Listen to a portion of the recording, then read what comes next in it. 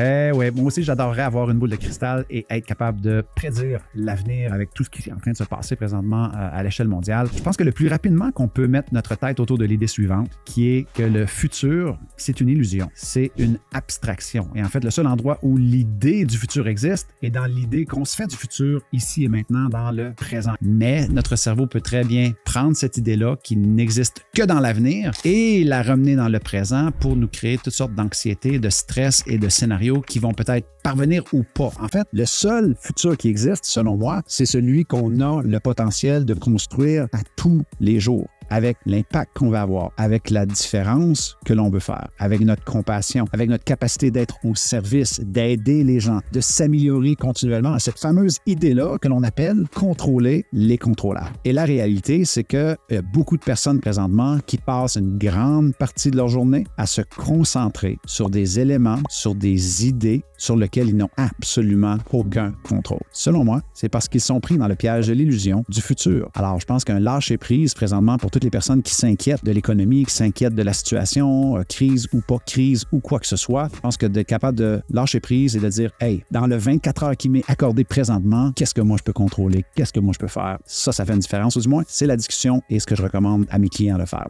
Le nombre d'entrepreneurs avec lesquels j'ai travaillé dans les dernières décennies qui croient qu'une mauvaise période dans leur entreprise, dans leur projet, va les disqualifier littéralement pour l'avenir, pour la suite des choses est absolument hallucinant. Alors qu'en réalité, tout ce que ça fait, c'est les qualifier pour de nouvelles possibilités futur. On oublie tellement facilement que, en fait, notre muscle va grandir lorsqu'on va le mettre en résistance. En tant qu'entrepreneur, porteur de projet, quand on est en résistance, soit une promotion qui n'a pas fonctionné, soit un projet qui avance pas aussi vite qu'on aurait voulu, on se met à se comparer, on est en train de penser que tout ça va nous disqualifier, que c'est juste pas pour nous et que les choses sont terminées. Alors qu'en réalité, notre esprit, notre mindset, ce moment-là est juste en train de nous mettre en résistance intérieurement pour nous qualifier à gérer éventuellement, selon moi, de plus grandes opportunités, de plus grandes possibilités, de nouvelles percées dans des nouveaux marchés ou quoi que ce soit. Mais on oublie tellement cette idée-là lorsqu'on est en train de la traverser, que c'est vent et marée, qu'on est en pleine tempête et on se dit « Oh my God, ça va jamais fonctionner, c'est pas pour moi ». Il faut garder en tête que dans la grande majorité des cas, l'acier